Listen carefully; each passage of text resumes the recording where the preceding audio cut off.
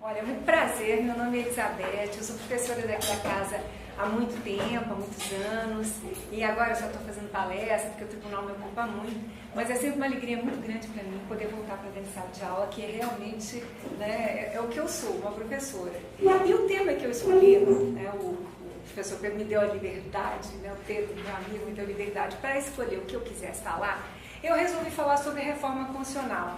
Porque a reforma, ela suscita uma série de indagações, sobretudo nesses momentos em que nós estamos vivendo, onde se coloca a reforma é fundamental para a recuperação, entre aspas, do Estado.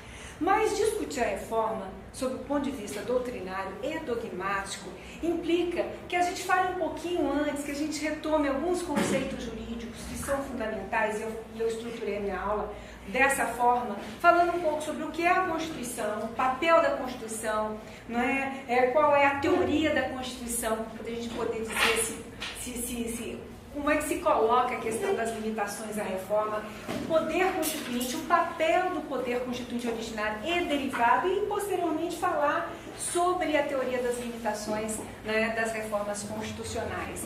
E isso é uma discussão que envolve corações e mentes, e a doutrina realmente hoje, cada vez mais, vem se cindindo. Não há uma uniformidade sobre essa teoria, se as limitações são ou não são insuperáveis. Mas eu vou chegar lá. Então eu começo falando e definindo, né, o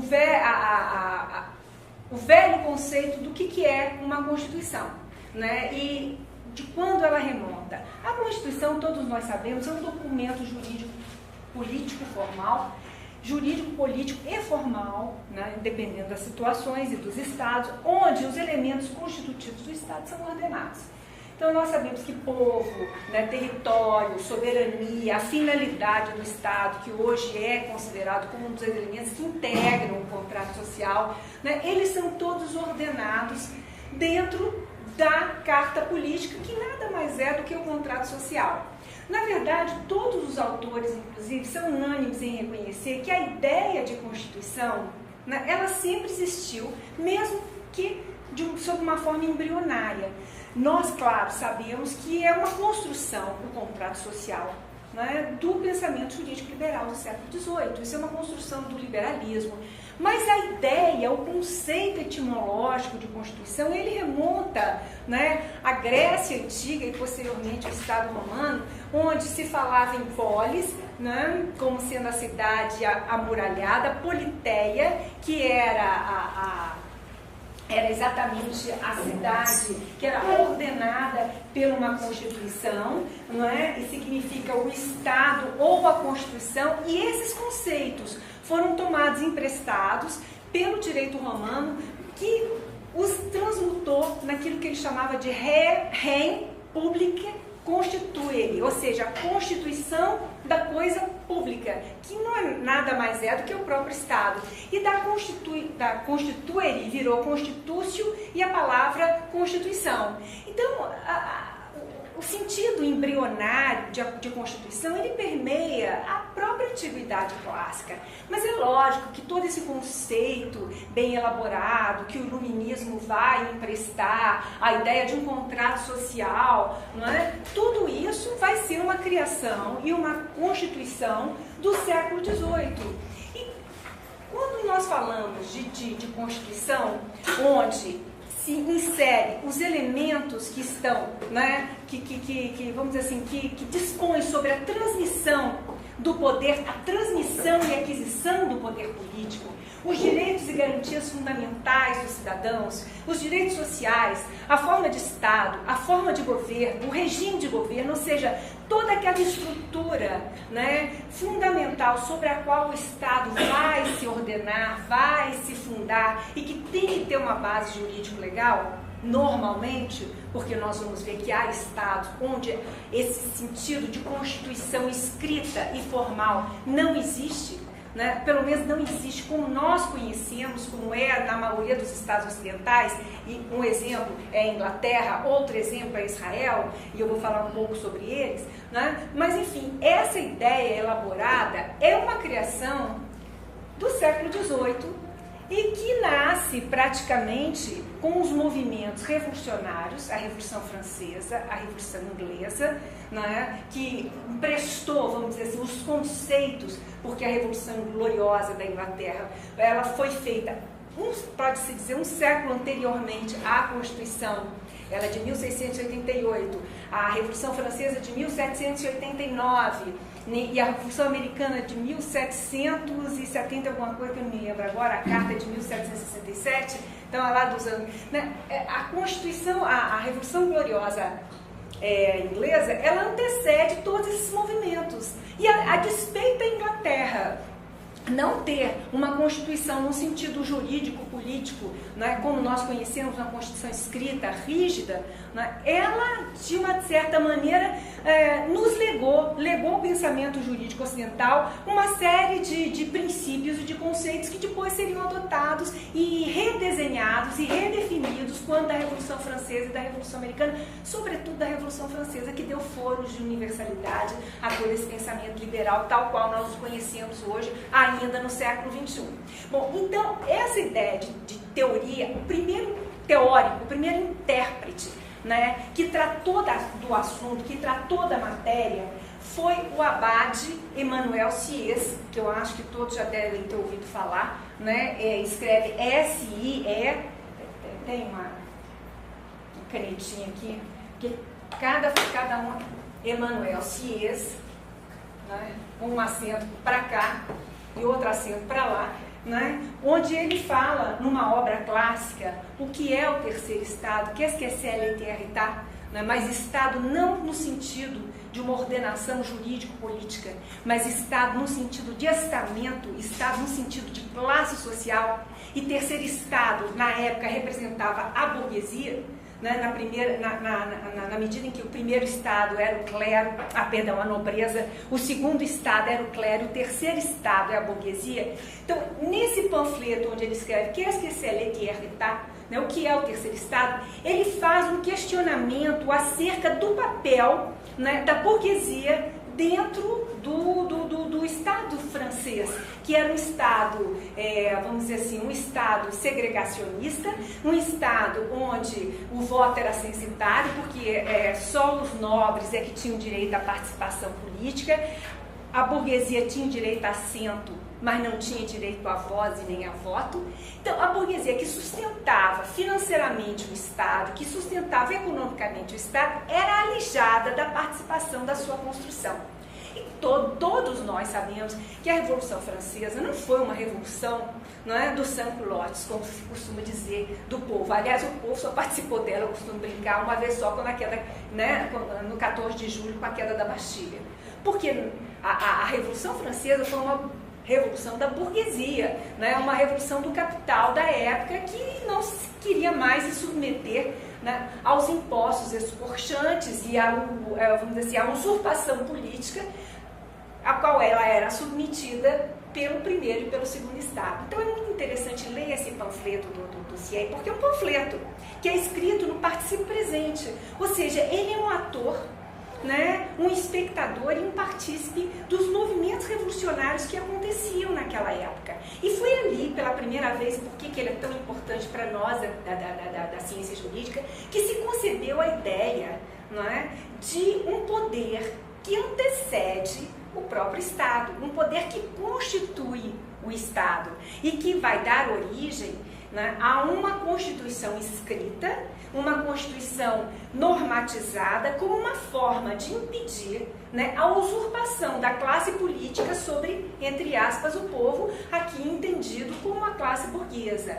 Então, claro, tudo isso vem no bojo de um caudal revolucionário imenso, vem no bojo dos contratualistas que defendiam a ideia de um contrato social, cada um com uma teoria que muitas vezes era liberal, outras vezes nem tanto. Quando se fala, por exemplo, em Rousseau é absolutamente totalitário, quando ele fala na teoria da vontade geral e na vontade de todos. Por sua vez, Locke, que era um inglês, era extremamente liberal, quando ele escreve o primeiro e o segundo tratado do governo civil, inspirado na Casa de Orange, ou seja, nos princípios da Revolução Inglesa, né? Tocqueville, que se inspirou para poder escrever sobre a sobre a Revolução Francesa na democracia na América. Então, houve, claro, toda uma convergência de pensamento e de ideologia, né, que acabaram confluindo para um único objetivo, que era repensar o Estado tal qual ele existia e, como consequência, repensar todos os institutos jurídicos que até então, né, norteavam as relações entre as pessoas, entre os cidadãos e entre os próprios indivíduos de per si. E com isso, mas Sieyès, ele teve talvez o grande insight de conceber a ideia de um poder pré-existente, né, que hoje nós, transpondo para uma linguagem contemporânea, chamaríamos de poder constituinte originário, inicial, ilimitado, incondicionado, com todas as suas características, né? Um poder que vai, então, criar e vai estruturar esse Estado. E com base nisso, né, o Estado passa, então, a ter toda uma outra, vamos dizer assim, toda uma outra perspectiva jurídica e ideológica que até então não existia. É claro que a teoria da Constituição, em Sieyès, foi um dos seus grandes teóricos, né? É uma obra que vale a pena ler, não pelo seu conteúdo jurídico propriamente dito, mas pelas ideias que ela encerra. E é um livrinho dessa finurinha, tem a tradução para o português, né? Uma tradução com um preâmbulo muito interessante, então, realmente é bacana. Essa teoria do Sieyès, ela se contrapõe também a outros dois grandes, porque eu elegi três para discutir com vocês, porque não dava para poder discutir, ainda mais uma aula só de 2 horas, falar sobre tantos assuntos que um precede, outro antecede a questão da reforma constitucional. Não dava para falar sobre todos os teóricos, inclusive os contemporâneos, os neocontratualistas, que discutem hoje a questão da teoria da Constituição. Mas dentro do nosso do pensamento histórico, os juristas que realmente forjaram essas ideias, eu elegi 3, que foi Sieyès, que foi o Ferdinand Lassalle, que tem uma obra também muito importante chamada A Essência da Constituição, e Hans Kelsen, que, apesar de ser muito criticado, é pouco compreendido, porque Kelsen foi, vamos dizer assim, reduzido a um positivista, e não é o que ele é. Na verdade, ele transcende muito mais do que a um mero normativista que só entende a Constituição ou só entende a norma como aquela que está colocada na rácio, na letra filha da lei. Não é bem assim. Então, eu disse a vocês, né, sobre a questão do Sieyès. Então, quando o Sieyès tratou do poder constituinte, e quando ele tratou da teoria da Constituição, né, outros pensadores foram também fazendo as suas construções doutrinárias. E Ferdinand Lassalle, ele é muito importante na medida em que ele vai fazer uma distinção que até hoje os doutrinadores utilizam entre a Constituição formal e a Constituição material, que depois é resgatado por Carl Schmitt. Então, Ferdinand Lassalle, ele tem uma obra que se chama A Essência da Constituição, que também foi traduzida para o português, tem um preâmbulo muito bacana do Aurélio van der Bastos, onde ele interpreta o que está escrito ali dentro, né? Às vezes o preâmbulo é até melhor do que... O preâmbulo que eu falo não é um preâmbulo do autor, é um preâmbulo de alguém que o traduziu, né? É até melhor do que o próprio texto, onde ele vai fazer uma análise da Constituição e dizer que a Constituição, ela tem que retratar aquilo que ele chama dos fatores políticos, né, do poder. Tem que ser os fatores reais do poder que têm de estar inseridos no corpo da norma, porque do contrário, né, essa Constituição vai estar aliada da sociedade, vai estar aliada do povo e não vai refletir nem espelhar aquilo que realmente o Estado é. Então, ela vai ser, e ele usa essa expressão, meramente uma folha de papel. Uma Constituição que existe, uma Constituição que foi posta, mas uma Constituição que não guarda proximidade com aquela sociedade sobre a qual ela se propõe, né, a regulamentar as relações. E pegando emprestada essa teoria e ampliando, Schmitt, né, Carl Schmitt, que é um doutrinador, um grande constitucionalista alemão, inclusive da época do nazismo, serviu ao nazismo, mas nem por isso ele deixa de ser reconhecido dentro da área do direito constitucional. Ele vai fazer uma distinção na sua obra Teoria da Constituição, né, entre a Constituição material e a Constituição formal. Então, ele diz, e ele faz essa definição, né, essa distinção, que a Constituição material é aquela onde todos os elementos fundamentais para a estruturação do Estado se encontram presentes nos seus dispositivos. Então, seria o quê? A forma de Estado, a forma de governo, o regime de governo, a aquisição e a transmissão do poder político, os direitos e garantias fundamentais, sociais, e hoje, num conceito muito mais alargado, a gente poderia colocar meio ambiente, saúde, educação, porque no final das contas, tudo isso são, né, são consectários do direito à vida, do direito até a própria existência e a dignidade humana do indivíduo. Então, estão todos inseridos, acho, até num conceito do direito difuso, que também abrange o direito social e o direito individual de cada qual. Mas, bem, quando ele faz essa definição da Constituição material como sendo aqueles artigos que normatizam esse núcleo fundamental da Constituição, e por que eu estou falando isso? Porque quando nós vamos tratar das limitações, eu vou voltar a essa definição de Constituição material e de Constituição formal para dar as posições dos autores, daqueles que entendem que pode haver limitações à reforma e outros que essas limitações podem ser superadas ou então são até mesmo inexistentes, a despeito de estarem contidas na Carta, né? Ele vai, como contraponto, falar que a Constituição formal são aqueles artigos que dizem respeito, que estão inseridos na norma, que foram elegidos a cânon constitucional, mas que, a despeito de estar lá, não tem a envergadura política, a envergadura constituinte, né, daqueles outros que dizem respeito àquela essência, aquele núcleo fundamental do Estado. Então, só para pegar um exemplo bem básico, né, se quisesse fazer uma comparação com a nossa Constituição, isso já foi revogado, mas era a mesma coisa que pegar que na época que a Constituição foi promulgada, existia lá um tabelamento de juros, que os juros não podiam ultrapassar 12% ao ano. Isso depois foi reformado, essa parte foi suprimida. Também que o Colégio Pedro II, isso salvo engano ainda consta da Carta, né, que o Colégio Pedro II, ele é um colégio que está a nível federal, porque se falou muitas vezes, na época da Constituinte, em 86, em estadualizar o Colégio Pedro II, que fica lá no Rio de Janeiro, e aí se colocou na Carta Política, ao invés de ser objeto de uma lei, que o Colégio Pedro II ia ser federal e não estadual. Olha, não, sem querer desmerecer o Colégio Pedro II, mas não dá para comparar um artigo desse com um artigo 5º, por exemplo, ou com um artigo 7º, que trata dos direitos sociais, porque se a gente for analisar o que realmente diz, não pela desimportância da matéria,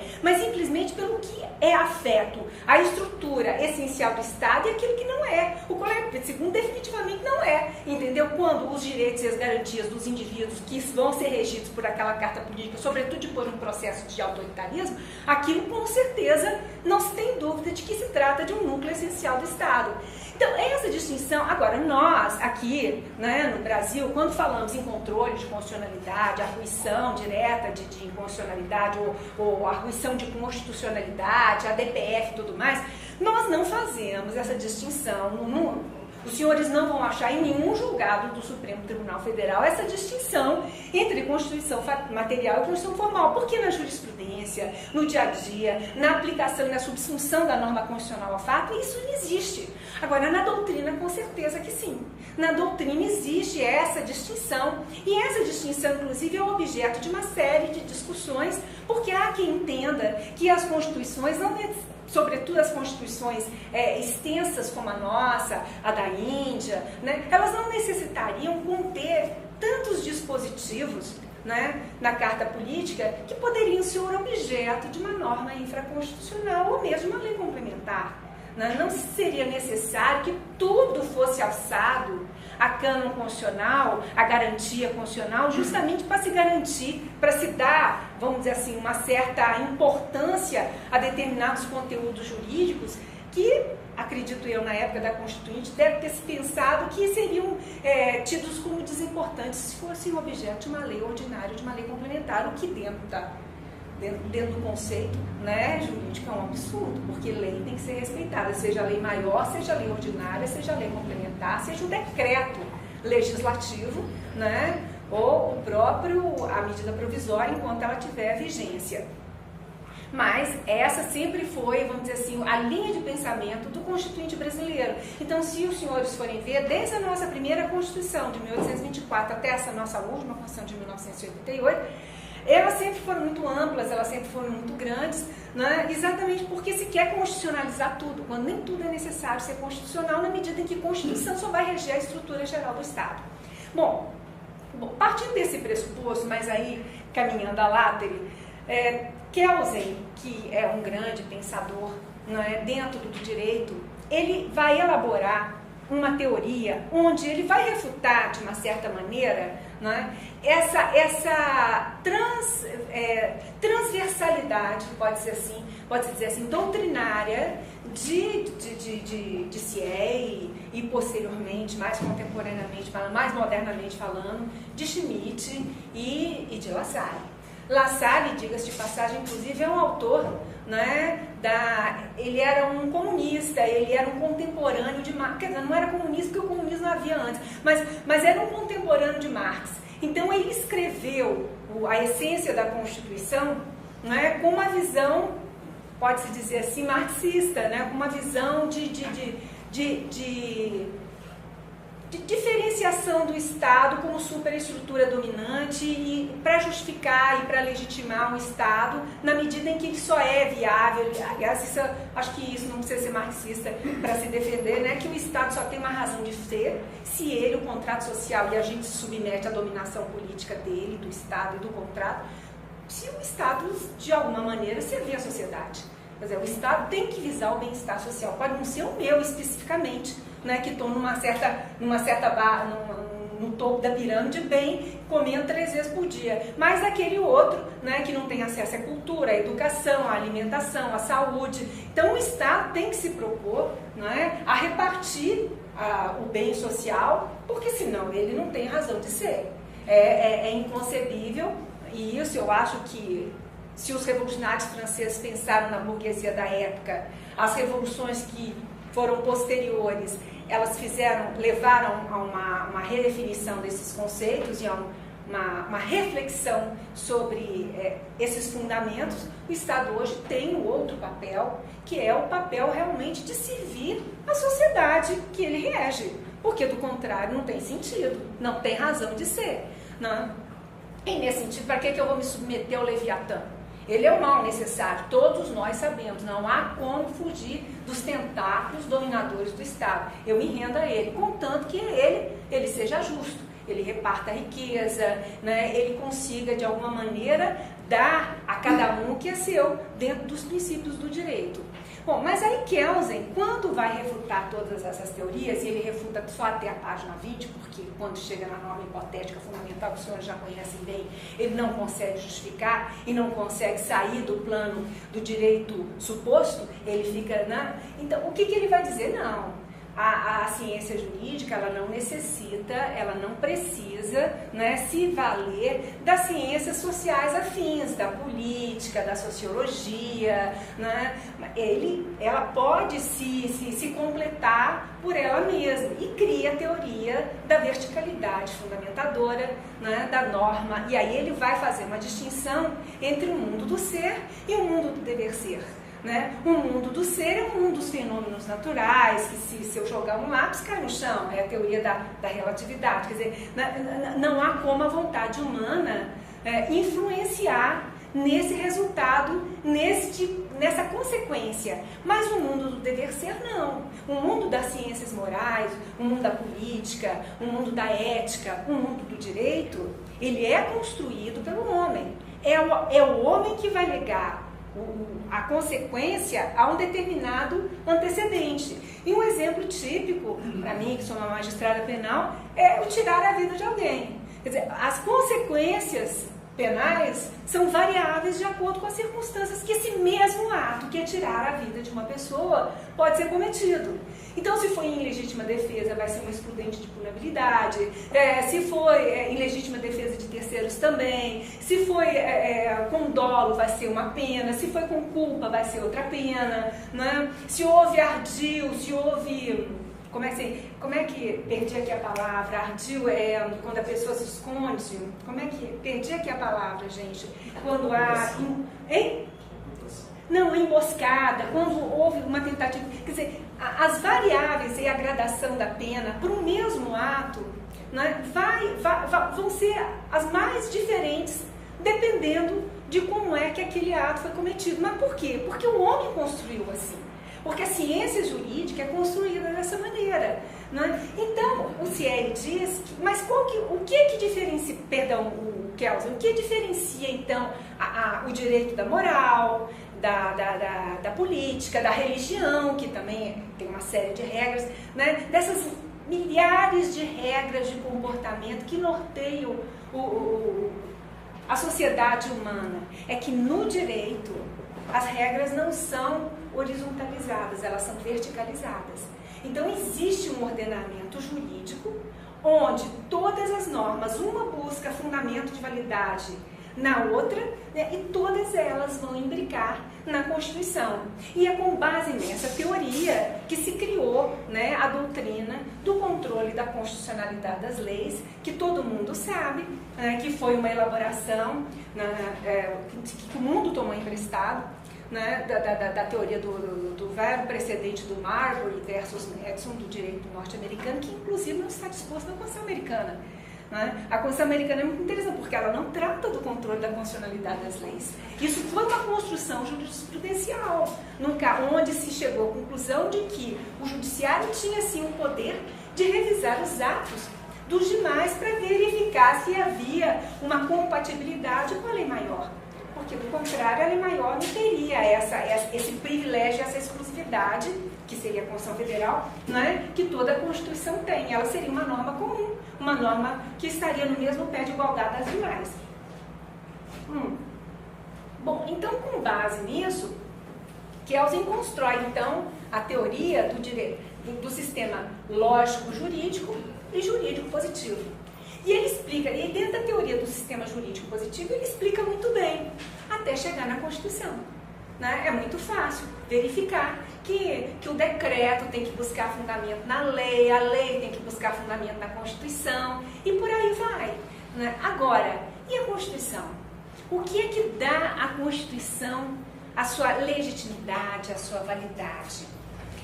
Bom, ele refuta a interdisciplinariedade. Então ele diz, eu não quero buscar, né, tomar emprestado da política, do direito, da religião, enfim, do direito não, da religião, de outras ciências morais, né, a construção da elaboração do pensamento jurídico. Ele cria uma norma hipotética fundamental. A norma hipotética fundamental, em última análise, é que vai dar que não é posta, é suposta, portanto ela não é jurídica, ela é metajurídica.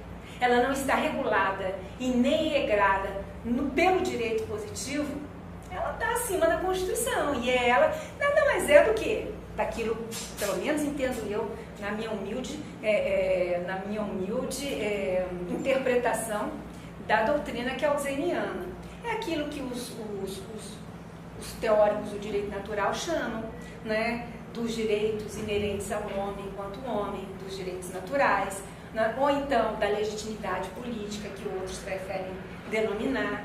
Enfim, a norma hipotética fundamental é aquela, né, que fora do regramento jurídico legislado vai dar o fundamento de validade à Constituição Federal. E por que isso é tão importante, nós falarmos, resgatarmos um pouco essa doutrina? Porque quando nós falamos na classificação das constituições, né, e aqui só vai nos interessar, para a matéria, né, que nós estamos debatendo hoje, que é a reforma constitucional, 3 tipos de classificação. A classificação que trata com relação à sua mutabilidade, né, se a Constituição, a sua estabilidade, e aí as Constituições podem ser rígidas, semi-rígidas ou flexíveis. Quando a gente trata das Constituições formais ou materiais, como é que se encara as Constituições, né, e também quando se trata do conceito material ou formal da Constituição, e quando se fala também das Constituições costumeiras e das Constituições codificadas ou Constituições escritas.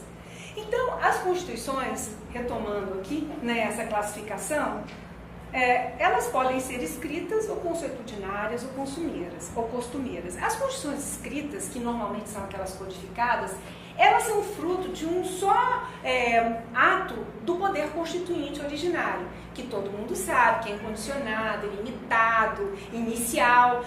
É o poder constituinte originário que vai criar juridicamente um novo Estado. É claro que o Estado, geograficamente, historicamente, continua sendo o mesmo.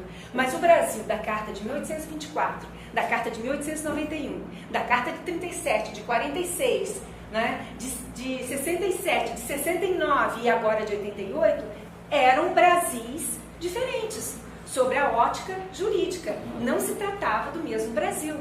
Tanto que o Supremo, quando criou, e isso, vejam bem como as coisas se interligam, né, a necessidade... Isso já era o Brossat que falava antes, mas ninguém aplicava, né? Hoje é que está sendo aplicado, da revogação de normas que foram editadas na vigência da carta anterior. O Supremo fala, nós não estamos tratando aqui de recepção.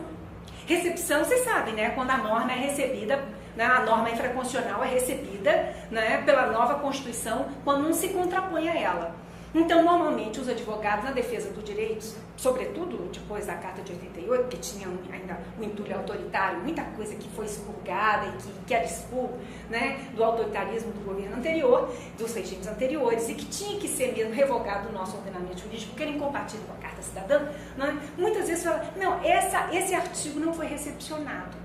Né? Aí o Supremo falou assim, não, a expressão correta não é recepção.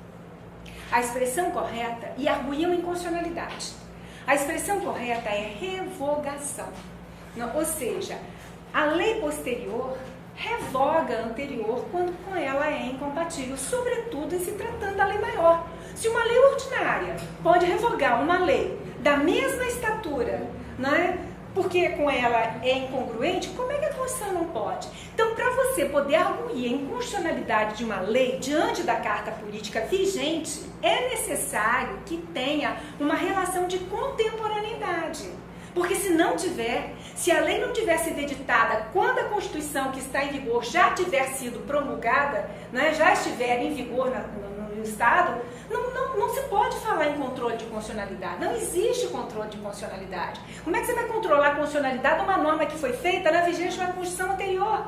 O que houve foi uma revogação. Isso é uma coisa tão óbvia. Paulo Brossat já defendia isso no Supremo e agora isso já é adotado de uma forma pacífica. Mas o fato é que, então, voltando aqui ao controle da constitucionalidade, voltando às constituições costumeiras, as constituições elas podem ser escritas ou não. Quando a gente fala em Constituição escrita, que é a Constituição dogmática, que é a Constituição normatizada, como é o caso da Constituição brasileira, como é o caso da Constituição americana e de quase todas as constituições do mundo, nós estamos falando de uma carta que foi editada, né, sob a égide de um poder constituinte originário, convocado para tanto, e que pode, em princípio, né, se originar de uma revolução, né, se originar de um golpe de Estado, né, ou se originar até de uma transição constitucional, como exemplifica todos os Estados sul-americanos.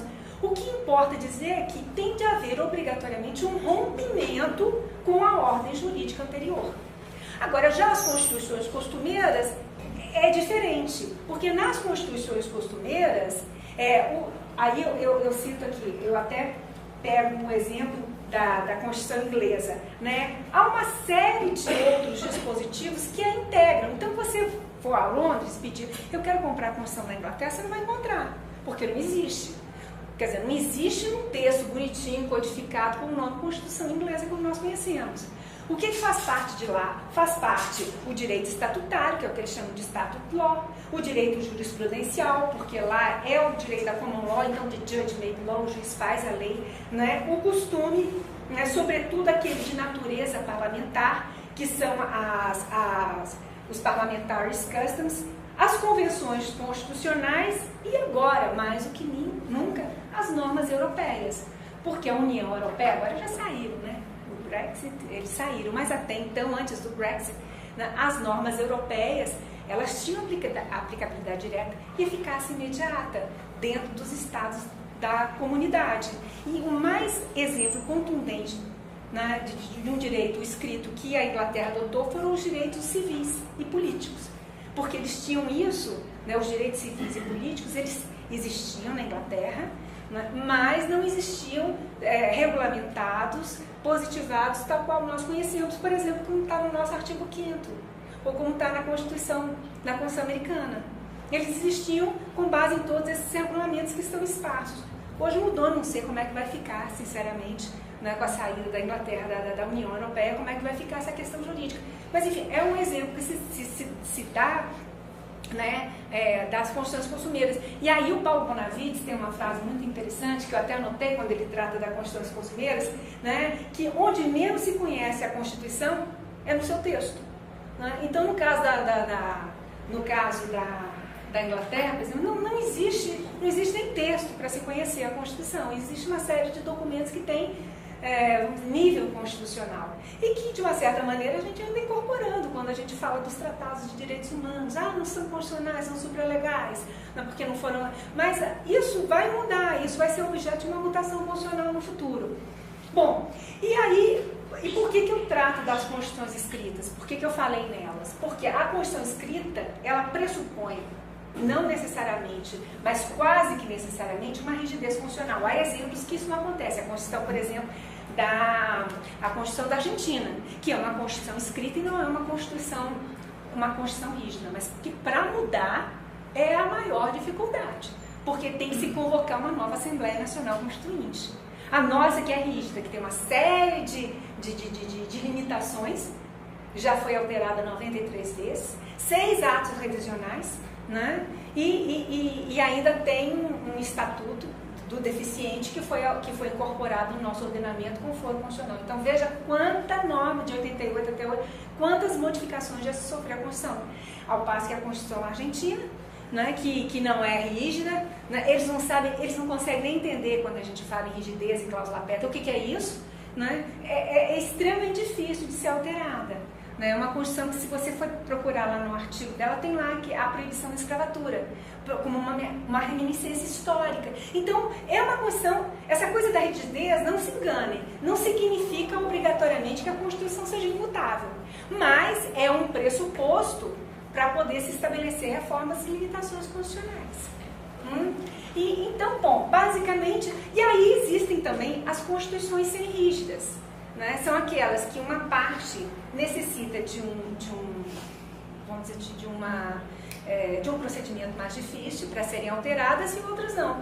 Aí vocês podem perguntar, mas Constituição semirrígida, que coisa mais estranha, eu nunca ouvi falar. Pois nós tivemos uma, né? Nós tivemos uma Constituição que definia, que fazia uma distinção entre o que era a Constituição material e o que era a Constituição formal, e que por conta disso ela era semirrígida, que era exatamente a Carta de 1824. A primeira Constituição, a Constituição Imperial Brasileira, no artigo 178, dizia que, olha só que interessante o texto da norma, gente, é só constitucional o que diz respeito aos limites e atribuições respectivas dos poderes políticos e aos direitos políticos individuais dos cidadãos. Tudo que não é constitucional pode ser alterado sem as formalidades referidas pelas legislaturas ordinárias. Ou seja, a Constituição numerou aqui, elencou tudo que era matéria constitucional, mas depois chegou num artiguinho, no 178, para dizer que Constituição, né, para o Constituinte de 1823, era só aquilo que dizia respeito aos limites e atribuições dos poderes políticos e aos direitos políticos individuais. Essas matérias necessitavam de um procedimento dificultoso que está previsto aqui do artigo 173 até o artigo 179. Tudo demais, mesmo contido aqui no livrinho, como diz o doutor Luiz na carta, podia ser modificado pelas legislaturas ordinárias. Então existem exemplos, sim, de constituições semirrígidas, e o que a Constituição de 1824 fez? Ela distinguiu, ela cindiu, mas assim, taxativamente, o que ela entendia por Constituição formal e o que ela entendia por Constituição material. Parece que é uma discussão meramente doutrinária, mas já existiu na nossa jurisprudência, na nossa historiografia jurisprudencial, constitucional, né, um exemplo de Constituição que fazia essa cisão entre Constituição material, Constituição formal, Constituição rígida, semirrígida e flexível. Bom, hoje em dia, como é que nós nos colocamos? Né? Nós nos colocamos, né, como uma Constituição rígida, pelo menos É assim que o Constituinte teve a intenção de nomear a Carta de 88. E, ao contrário do poder constituinte originário, né, que é incondicionado, que é ilimitado, que pode né, se manifestar como bem entender, porque ele tem esse aval do povo. E quando eu falo que o poder constituinte pode se manifestar como bem entender, o que importa, e isso eu faço questão de frisar, não é o nome in iuris que a norma que modifica, que rompe com o estado jurídico anterior, recebe. Né? Importa qual é o conteúdo que a norma legislou. Então, por exemplo, quem instituiu a federação e a república no Brasil foi um decreto. É o decreto número 1.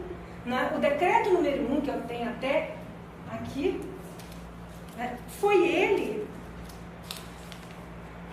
né, que fala de 15 de novembro de 1889, que proclama provisoriamente, decreta na forma de governo da nação brasileira a República Federativa. Não foi a Constituição de 1891, foi o decreto. Então, para todos os efeitos, o decreto número 1, ele foi um ato do poder constituinte inicial, do poder constituinte originário, da mesma forma que o ato institucional número 1, quando rompeu com a Carta de 46, né, em 64, logo após o golpe, e praticamente retalhou a Constituição de 46, tirando e suprimindo uma série de garantias e direitos que aquela carta então previa, é um ato emanado do poder constituinte originário. Então não se equivoquem, né, achando que ato do poder constituinte originário é sempre uma Constituição. Não necessariamente. Pode ser qualquer ato que tenha um condão de romper com a ordem jurídica anterior. Né? E no caso nosso, há uma grande discussão, inclusive, sobre a questão da transição constitucional, que depois eu quero até discutir com vocês mais aprofundadamente, porque o que aconteceu? Nos estados sul-americanos, né, praticamente na Argentina, no Uruguai, no Paraguai, né, praticamente todos, com exceção acho que da Colômbia, né, todos os países da Sul-América foram ditaduras durante o período da Guerra Fria. E a restauração da democracia foi feita não por atos revolucionários, não por derrubadas de governo, mas por transições constitucionais. A nossa, por exemplo, o presidente Sarney, né, toma posse como presidente na época, com a morte de Tancredo Neves, e por meio da Assembleia, do Poder Constituinte derivado, ele edita a emenda constitucional número 26, convocando uma Assembleia Nacional Constituinte. Então, veja, não houve uma revolução, não houve um golpe de Estado, o povo não saiu às ruas, a Constituição não caiu, a Constituição só foi revogada quando entrou em vigor a Carta de 88. E para a Carta de 88 entrar em vigor, o presidente Sarney, sob o palio daquela Constituição, né, que seria revogada pela atual, sob o palio da Carta de 69, né, que ainda se tem uma discussão se 69, que eu acho que era uma nova Constituição ou uma mera emenda à Carta de 67, mas na verdade foi uma nova Constituição, né, com todo o seu viés, que recrudesceu ainda mais os direitos e as garantias individuais. Mas o fato é que ele, com base naquela Constituição que se pretendia revogar, do chamado entulho autoritário, ele convoca o Congresso Nacional, né, o Congresso aprova a emenda, uma Assembleia Nacional Constituinte é convocada com todas as suas mazelas e defeitos, porque ela não foi toda, né, eleita pelo povo. Haviam senadores biônicos que participaram da elaboração da carta, mas de toda maneira, né, houve o quê? Houve uma transição gradual de um regime jurídico para outro. Não estou nem falando político, eu estou falando jurídico. Não é? Então, essa figura da transição constitucional, ela só vai aparecer, na verdade, nos estados sul-americanos. E uma das questões que depois eu queria colocar e ouvir a opinião de vocês no final das aulas, no final dessa aula aqui, é exatamente como é que vocês veem, porque eu tenho uma teoria que eu defendo. Eu acho que hoje, depois de 93 emendas constitucionais, 6 atos revisionais em uma emenda como a PEC, a reforma da Previdência, agora essa PEC, né, que vai tratar do novo regime fiscal, enfim, que praticamente mudaram todo o telos, todo o viés da Carta Política de 88, se nós estamos vivendo uma transição constitucional, porque eu não tenho a menor dúvida que a Carta de 88 não é mais a Carta que foi promulgada em 88. Com certeza não. Não é? Se os senhores, seja por mutações constitucionais, mas as mutações constitucionais, no geral, elas mais aprofundaram do que suprimiram direitos. Então, por exemplo, quando o Supremo Tribunal Federal ampliou o conceito de família, permitindo as uniões homoafetivas, amplia, e não só mais uma relação de casamento entre homens e mulheres, mas entre pessoas do mesmo sexo, isso eu acho que é um aprofundamento no direito individual, e aí eu acho que o Supremo Tribunal buscou, foi ao encontro do espírito da Constituição. Agora, quando, por exemplo, se fala que aquele contribuinte da Previdência Social, que a vida inteira pagou e que depois que se aposentou não tinha um direito adquirido e tinha que voltar a contribuir novamente, nenhum ato jurídico perfeito, porque o Supremo também entendeu, né, que a Previdência era um pacto intergeracional. Então, aqueles princípios assim sagrados, aqueles monstros sagrados na minha época de faculdade, que eram imutáveis, que é o ato jurídico perfeito, a coisa julgada e o direito adquirido, isso era um monstro sagrado na minha época de estudante. Isso não podia se mexer de jeito nenhum. E que hoje foi relativizado, o Supremo também mudou o perfil da Carta de 88. Né? Quando o Supremo decide que quem faz greve tem o salário cortado, mudou também a Carta de 88. O ministro Eros Grau pegou, se valeu emprestado da lei do servidor, do seletista, para garantir o direito de greve do estatutário, que estava sempre tendo seu direito postergado porque não tinha no mandado de injunção nenhuma norma regulamentadora. Aí esse mesmo Supremo que faz isso, menos de 10 anos depois, chega e diz, não, aquele que faz greve, vai, a não ser que seja para receber o salário, né, ele vai ter o seu salário cortado. Ora, pelo amor de Deus. Então me diga, não estou nem criticando, nem defendendo a postura do Supremo, eu estou perguntando o seguinte, é a mesma Constituição?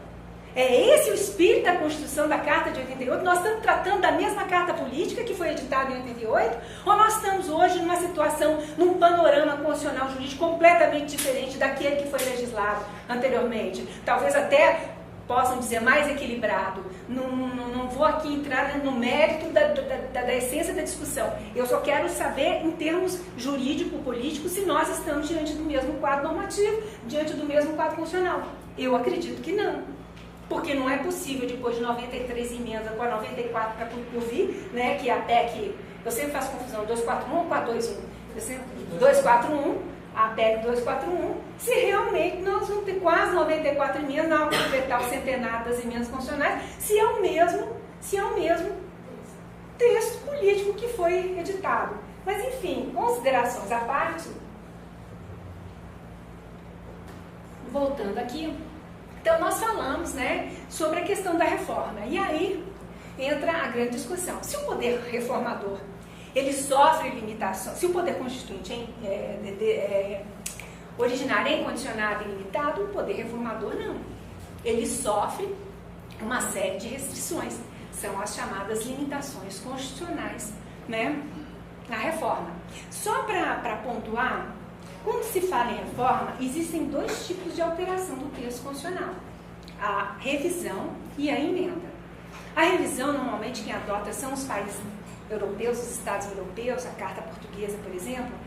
São alterações, né, do texto de uma forma geral. Então, quando se faz uma revisão, em Portugal, a Carta é de 5 em 5 anos, essa revisão há uma limitação temporal, normalmente se faz uma análise de toda a Carta, né? Claro, excetuadas as cláusulas pétreas que todas têm, mas se dá uma verificada, é uma alteração, né, uma revisão geral do texto. A emenda não.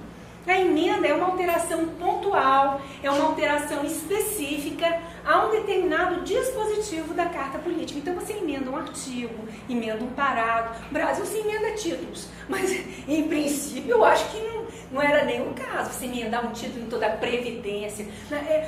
enfim, mas você emenda, né, pontualmente, né, determinados assuntos específicos da Constituição. E tanto revisão como emenda, né, independentemente dessa modalidade de reforma, sofrem, em geral, restrições. A não ser que a Constituição seja flexível, que eu acabei esquecendo de falar para vocês, eu só falei da rígida, semi-rígida, a não ser da Constituição flexível, que é aquela Constituição que não estabelece nem impõe, quando foi feita, quando foi elaborada, limites para a atuação do poder derivado. Ou seja, uma mera lei ordinária pode modificar a Carta Política. Não há limites, não há restrições, não há conteúdos clausulados como pétreos, não há conteúdos que são preservados da atuação do poder derivado. E por que em tese, se coloca esses limites? Porque o poder constituinte derivado, e aí que começa a celeuma entre os juristas, né? Na verdade, nada mais é do que uma competência reformadora. Porque se o titular do poder constituinte originário é o povo, né, o exercente do poder constituinte derivado, no caso do Brasil, é o Congresso Nacional. E não dá para colocar no mesmo nível povo e Congresso, parlamentar e Congresso, a despeito de ambos, em tese, né, elegerem seus representantes para em seu nome votarem nos textos legais, e a despeito do Congresso Nacional também está revestido de legitimidade para atuar em nome do povo, porque foi sufragado pelas urnas. Mas existe também, mas não é o que nós vamos tratar aqui, que eu acho que não é o caso, né, que também se enquadra dentro do exercício do poder constituinte derivado, a competência dos Estados-membros, é o poder decorrente dos Estados-membros. No caso do Brasil, né, não para reformar as constituições, a Constituição Federal se tratando, mas para instituir, né, os estados que estão previstos na nossa Carta Política Federal. Então, por exemplo, quando se criou, né, o estado, se dividiu Mato Grosso do Sul e Mato Grosso, isso é Mato Grosso do Sul, e se criou um novo estado, é o poder decorrente dos Estados-membros, para criar novas institucionalidades, novos entes federados, né? Quando se suprimiu os territórios, e os territórios no Brasil, porque eu sou da época dos territórios, acho que o senhor é da época de todos, sabe? Mas na minha época o Brasil tinha Roraima, era tudo território, Acre era tudo território, e foi tudo alçado a Estado, né? É o poder decorrente dos Estados-membros para poder instituir esses entes federados que a Constituição Federal otorgou. Mas não é desse poder que nós vamos tratar. Nós vamos tratar exatamente do poder de reforma a nível federal, que é exercido pelo Congresso Nacional e que, portanto, sofre uma série de limitações. E quais são elas? São as limitações temporais, são as limitações circunstanciais, são as limitações procedimentais e são as limitações materiais. Basicamente são essas quatro, né, as mais relevantes. As limitações materiais, né, são aquelas que dizem respeito ao conteúdo, né, aquilo que o Magri, né, que era o ministro do trabalho da minha época e do governo Collor, falava que era imexível, né? É aquele conteúdo que é clausulado como PET, que é revestido de fundamentalidade e que não pode ser objeto de sequer de deliberação dentro do Congresso Nacional. Então, o artigo 60, parágrafo 4º, fala a forma de Estado, o regime federativo, né? O regime federativo era de 67. Peraí, deixa eu ver aqui. Deixa eu ver aqui, que eu sempre faço confusão, porque eu dei aula na Constituição 67, gente. Muitos anos, então às vezes eu faço confusão. A forma federativa, é isso mesmo, o voto direto, secreto, universal e periódico, a separação dos poderes e os direitos e garantias individuais. Então, vejam bem, isso aqui, não é? A forma federativa, o voto direto, secreto, universal, a separação dos poderes e os direitos e garantias individuais são um núcleo intocável da Constituição. São as chamadas cláusulas pétreas, ou as chamadas limitações materiais explícitas, não é? Porque estão taxativamente descritas no parágrafo 4º do artigo 60. Há ainda também as limitações materiais implícitas, que segundo Nelson de Souza Sampaio, são aquelas que emergem do telos da Constituição, da principiologia da Constituição, que são aquelas que dizem respeito, basicamente, ao titular da reforma, ao titular do poder constituinte. Então não pode chegar agora uma emenda constitucional dizendo que quem é o titular que todo o poder emana do Congresso Nacional e não do povo, não é? Também não pode alterar quem é o titular do poder derivado. Então é o Congresso, só o Congresso, que pode fazer as modificações na Carta Política. Então quando se discute ali, vamos fazer uma mini constituinte, né, para poder fazer uma alteração da Carta Política brasileira, olha, eu particularmente sou dessa doutrina, sou dessa linha, e muitos dos doutrinadores, sobretudo os mais clássicos, entendem que isso é inconstitucional, porque é uma limitação que, apesar de não estar prevista no texto, literalmente, taxativamente, que é proibido, né, se reformar a Constituição a não ser o Congresso Nacional, o Congresso é o titular, é o exercício da reforma política, da reforma constitucional. Então ele não pode, por meio de uma emenda, criar uma assembleiazinha, uma mini assembleia, como se cogitou, e ainda se cogita, vez por outra, para poder alterar a carta, porque só ele tem essa competência. E quem deveria fazer isso, que no caso seria o poder constituinte originário, não fez. Então, o poder constituinte originário não admite, né, não admitiu outra forma, outra modalidade de reforma, a não ser aquela exercida pelo Congresso Nacional. Então, se o Congresso Nacional cria um outro órgão, uma outra instituição para poder fazer o seu papel, isso seria uma violação à limitação implícita. E por último, né, que vai também ao encontro dessa teoria, aos próprios procedimentos da reforma que estão contidos na Constituição. Então existe um quórum, o artigo 60 estabelece um quórum, né, um quórum e os legitimados para apresentarem a emenda constitucional. Não é o João, o Manuel e nem o povo que pode chegar e apresentar uma emenda constitucional. Só quem pode apresentar a emenda constitucional no Brasil é o presidente da República, um terço no mínimo dos membros da Câmara dos Deputados ou do Senado e mais da metade dessas Assembleias Legislativas Estaduais, manifestando cada uma delas por maioria de seus membros, e mesmo assim em assuntos que dizem respeito ao interesse da federação, né? Então veja bem, são esses os legitimados para poder apresentar uma PEC no Congresso Nacional. O João, o Manuel, né, por mais cidadão que ele seja, ele não tem legitimidade para isso, né? Depois, existe todo um procedimento, a emenda tem que ser votada 2 vezes em cada casa, por 3/5, né, que isso não pode ser alterado também. Então, qualquer tipo de movimentação, né, que buscasse alterar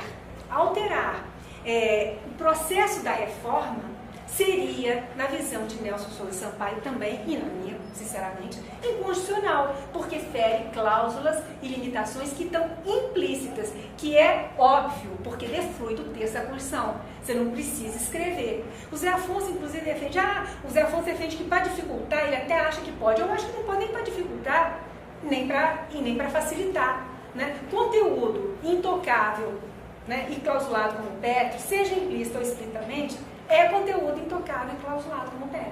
Então não pode ser objeto de qualquer reforma. E a Constituição aqui é tão rigorosa que ela fala tendente a, ou seja, não pode ser objeto de deliberação. Deliberação é chegar lá no plenário do Congresso e tentar discutir a matéria. Então, quando eu pego, por exemplo, cadê a PEC? Quando eu pego, por exemplo, essa PEC 241, né, que fala sobre um novo regime fiscal, e que dispõe aqui no 103, na alteração, que no caso de descumprimento do limite do caput do 102, né, aplicam-se ao poder ou órgão que descumpriu vedações como a estrutura, alteração da estrutura da carreira, a criação de cargo, aumento do emprego, a mesma coisa, a remuneração, reajuste e adequação do servidor público, admissão, contratação do pessoal, realização do serviço público. Não pode fazer nada disso, porque gera gastos. Eu tenho sérias dúvidas se isso aqui não constitui invasão de poder. Entendeu? Se isso aqui não, de certa forma, não vulnera a independência do legislativo e do judiciário. Porque, sinceramente, quando vem uma emenda falando, não, tem que ter austeridade, tem que ter limite de gasto, mas quando vem dizendo, mas a imposição de sanção, ela atinge diretamente ao exercício da função, então não pode criar cargo, não pode aumentar o servidor, né? Não pode, que mais que não pode um monte de coisa, não pode realizar concurso público, porque muitas vezes o judiciário está faltando juiz e precisa disso para exercer seu munus, né? Da mesma forma, aí vai dizer o quê? Não pode mais ter eleição? Se o Congresso Nacional ultrapassar o limite do teto, não vai poder mais eleger senador e deputado? Então, mas isso não é uma emenda onde fala taxativamente, fica proibida, fica revogada a separação dos poderes. Mas se parar para cogitar com mais detalhamento, e eu realmente não fiz um estudo mais aprofundado sobre isso, também nem sei se é esse texto que vai passar, então não vale a pena nem perder tempo, esperar o texto ser promulgado, né, para poder ver o que vai, o que não vai, o Senado ainda tem que se pronunciar. Aí sim, não seria uma proposta de emenda tendente e que comprometia a separação dos poderes? Né? Não sei, um outro ponto que também é importante falar é sobre as limitações temporais, que são aquelas limitações que dizem respeito a determinados períodos de tempo que não podem ser, a Constituição não pode ser alterada. Então é estado de sítio, estado de emergência e intervenção federal. E é por isso que o GLO é a melhor coisa do mundo, porque os governadores dos estados, né, convocam forças federais, convocam as forças armadas para atuarem como se fosse segurança pública, e isso é uma intervenção branca, não tem dúvida nenhuma. Só que quando o Estado decreta intervenção, quando a União decreta intervenção no Estado, as emendas constitucionais não podem ser aprovadas. Então é muito bom, o governador tem a polícia, né, tem as forças armadas como sua polícia, que foi o caso do Rio de Janeiro, né, e mais do que isso, a União pode continuar, né, mandando PEC para o Senado e para o Congresso, que elas continuam sendo votadas e aprovadas, não existe essa limitação circunstancial. Né? E o que mais? Eu falei então das circunstanciais, das procedimentais, que fala sobre o procedimento, que todo mundo também já conhece, né, que é um terço, são aqueles legitimados para propor, votado em 2 casas, em 2 turnos, né, e por 3/5 dos votos, não há sanção, né, mas sim promulgação pelas casas, e que mais? Temporais, procedimentais, circunstanciais. E as circunstâncias estão, eu acho que eu já falei, né, que estão muito ligadas ao tempo e ao procedimento. Bem, o fato é que, o que eu queria colocar, né, é exatamente o que diz respeito, o ponto fulcral aqui, o que cada um pensa e como é que os juristas veem a questão da reforma, explícitas ou implícitas, não é? Porque expressas ou implícitas, elas geram polêmicas na doutrina. Quem acompanhou as discussões da reforma da Previdência deve ter ouvido o ministro Joaquim Barbosa, na época, relator, dizer que para ele, né, não existia limitação à Constituição, que essas limitações eram passíveis de superação. E num primeiro momento pode causar um choque muito grande, mas grande e significativa parte da doutrina, né, pensa dessa maneira. Então eu elenquei aqui alguns doutrinadores para pontuar quais são, né, as posições jurídicas de cada um. Então você pega doutrinadores clássicos, né, e mesmo contemporâneos, como Birdot, Oriot, Mortati, Barilli, que são juristas italianos, Baladoli Parielli, professor Gomes Canottillo, Marcelo Rebelo de Souza, que hoje é o presidente de Portugal, Carl Schmitt, Recasens, né, e todos eles vão dizer que as limitações à reforma constitucional são limitações insuperáveis, não é? Que ultrapassá-las equivaleria a aniquilar a supremacia da própria Constituição e a subordinação do poder revisional à Carta. Na verdade, se as limitações, né, elas puderem ser transpostas e transplantadas, né, retiradas da Carta Política, então não se estaria mais diante de um poder de reforma, ou seja, de uma competência, porque nós estamos falando de competência reformadora instituída pelo poder constituinte originário. Está-se diante exatamente de um novo poder constituinte originário. E é exatamente o que eles falam, que há um liame, mais do que isso, entre o fundamento político-filosófico da Constituição e o tipo de reforma, seja por revisão, seja por emenda, que ela prevê. E que a ideia, né, divergente do telos da Constituição implicaria, né, aquilo que chama de desvio de poder, que os franceses colocaram como détournement de pouvoir, ou seja, há um desvio do poder. E aí eu pergunto, quando o Supremo entendeu que era constitucional tributar, né, o aposentado que já tinha pago as suas contribuições durante o tempo fixado e, portanto, tinha um direito adquirido incorporado ao seu patrimônio jurídico subjetivo, né, estava no ato da aposentadoria, né, protegido sob a égide do ato jurídico perfeito, não há coisa julgada porque não havia processo judicial em trâmite, alguns até talvez, né? Eu pergunto, será que não houve aí um desvio, né? Não houve um desvio do telos constitucional? Foi isso mesmo que a Constituição quis quando ela foi promulgada em 88? Tributar o aposentado e dizer, né, que a Previdência, porque ela é mal gerida e fruto de uma série de corrupções dos políticos do Estado, né, ela virou um pacto intergeracional? Sabe? Então é isso. Nós aqui não somos políticos, nós somos juristas. Então nós podemos nos dar o luxo de pensar, né, juridicamente, sem as considerações, né, do entorno, do environment que a política nos cerca. Né?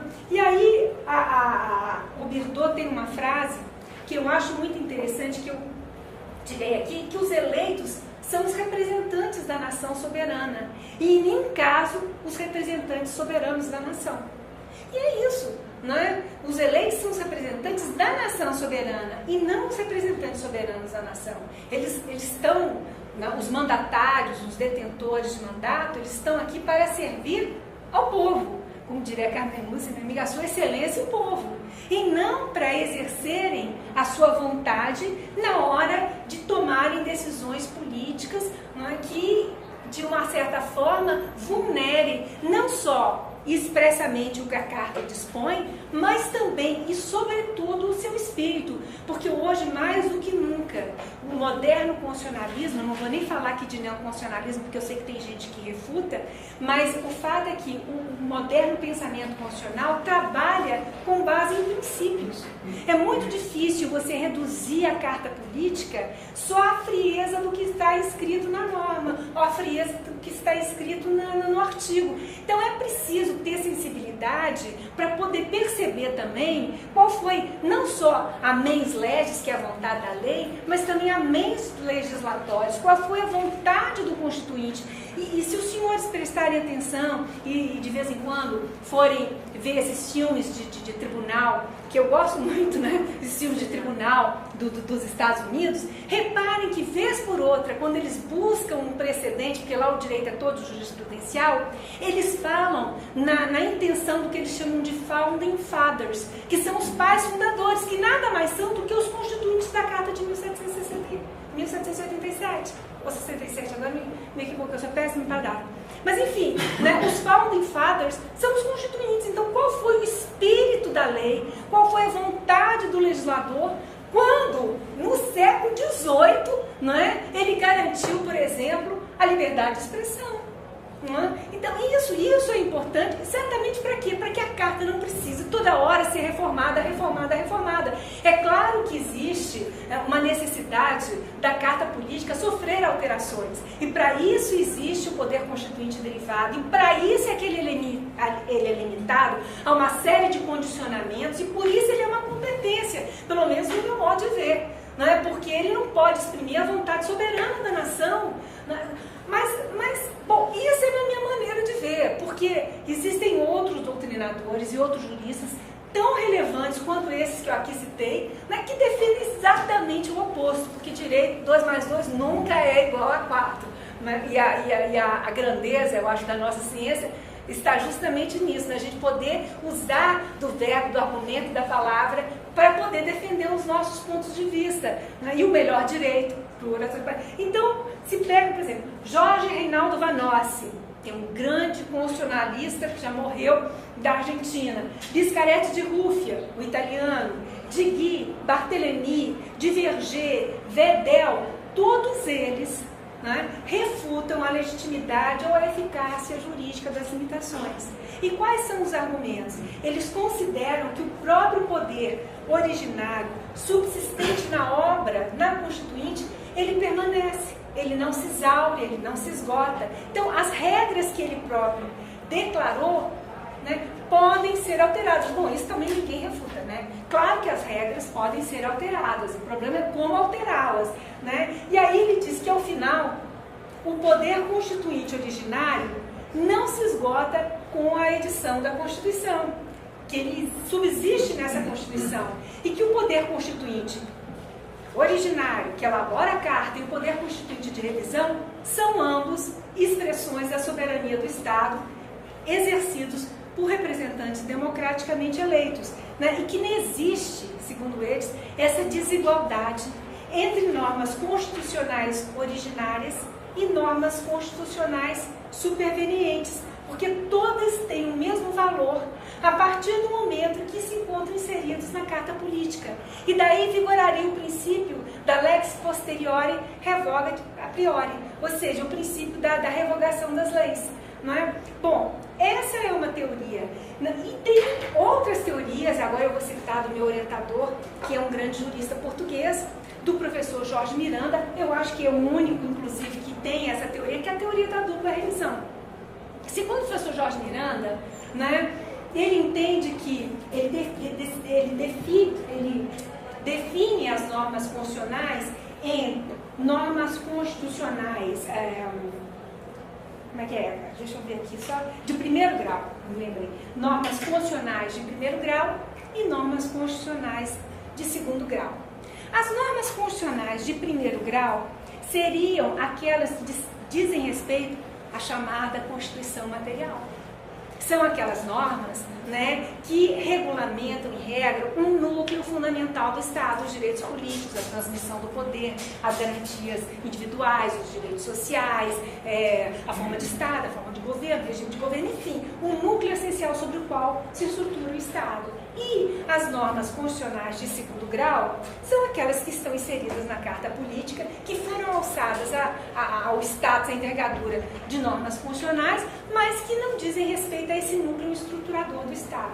Ora, segundo ele, né, essas segundas normas, essas normas de segundo grau, poderiam ser facilmente revogadas, né? Se houvesse uma limitação, o que se poderia fazer? É por isso que ele chama de dupla revisão, porque inclusive a modalidade de reforma em Portugal é a revisão.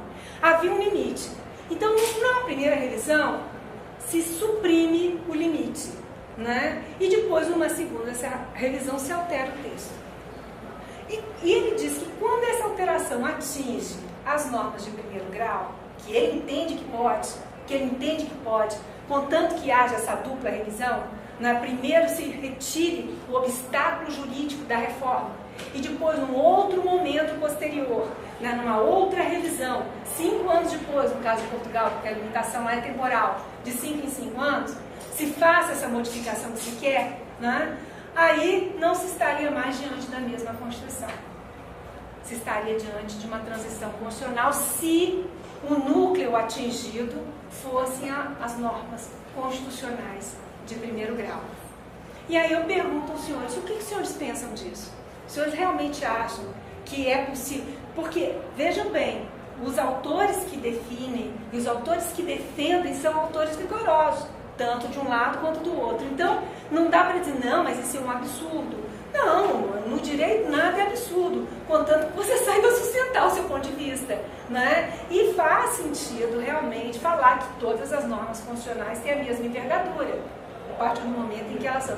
Mas como é que fica? Esse é o dilema, né? Como é que fica a vontade originária da nação né, que tinha sido, vamos dizer assim, colocada, que tinha sido posta sob a forma de uma limitação, né, de forma justamente a não permitir que se invadisse o texto, né, da Constituição em determinados conteúdos normativos. Quando se fala, por exemplo, redução da minoridade penal, prisão perpétua no Brasil, isso não estou nem discutindo aqui no mérito, isso é cláusula pétrea, né? É possível fazer? Minha linha primeira corrente, entendo que não, porque há uma vedação, né? Prisão perpétua está aí, é uma garantia que não se terá prisões de caráter perpétuo, está colocado ali no texto, no artigo 5º. Né? Agora, eu pergunto, se pode fazer? Não sei, é isso que eu queria ouvir dos senhores. Quer dizer, na verdade, eu trouxe aqui, só para encerrar, né, a minha aula, são justamente esses dilemas, né, porque quando se fala a limitação é intocável, ela é inatingível, já não é bem assim que a doutrina vê. Quer dizer, a doutrina se divide, né? A doutrina possibilita, né, várias reflexões acerca do assunto. E essas reflexões, elas têm que ser consideradas, o Supremo tem considerado, considerou inclusive na reforma da Previdência. E considerou, vamos combinar, gente, considerou agora com a sentença penal, né, com a antecipação penal da pena. Que eu também não quero discutir o conteúdo, eu estou fazendo convocações. Né? A presunção de inocência é uma garantia do artigo 5º. O Código de Processo Penal comum, ele simplesmente, né, o que ele fez quando ele dizia que só haverá prisão depois do trânsito em julgado? Ele simplesmente privilegiou um princípio expresso que está colocado no artigo 5º. E o Supremo entendeu que presunção de inocência e antecipação de pena são institutos diferentes. Né? Que mesmo se as sentenças não transitarem de julgado, poderia se prender. Então, sem discutir o mérito da questão, o que eu quero dizer é que nós estamos vivendo... e eu esqueci ainda de falar de uma terceira forma, que não é reforma, mas que também altera as constituições de uma forma significativa, que são as mutações constitucionais. As mutações, que eu esqueci de falar sobre elas, que são as reformas, né, que se faz no texto da Carta Política, sem a observância, que ainda é mais perigoso, sem a observância de qualquer procedimento, né, que passe pelo Congresso Nacional. Muitas vezes ele pode ser positivo, outras vezes nem tanto. Com o ativismo judicial, e eu sou... Pois é, eu sou até a favor do ativismo quando é para concretizar direitos, na medida em que não se pode esperar que o Congresso Nacional, né, legisle e deixe em branco, uma lacuna em branco, em se tratando de garantias. Mas vejam bem, muitas vezes o Supremo, os tribunais, eles podem dar uma interpretação completamente diferenciada daquilo que o texto constitucional dispôs, e promover uma reforma atípica, uma reforma à látera do Congresso. Querem um exemplo, mas isso aqui é até um exemplo positivo, é o habeas corpus. O artigo 5º, quando trata do habeas corpus, ele fala o seguinte, quer ver? Cadê o conceder-se ao habeas corpus?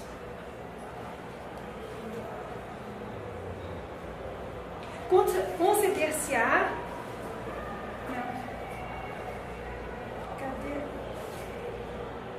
Conceder-se-á o habeas corpus.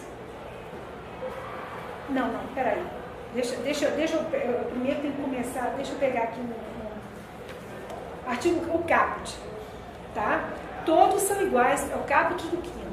Todos são iguais perante a lei, sem distinção de qualquer natureza, garantindo-se aos brasileiros, prestem atenção do que o caput está dizendo, aos brasileiros e aos estrangeiros residentes no país.